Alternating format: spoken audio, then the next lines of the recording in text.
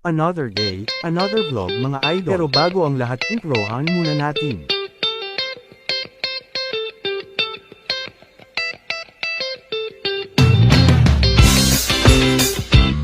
Magandang araw mga idol, natapos na po natin itong bangka na di sagwan, o kung tawagin dito sa amin ay korikanan.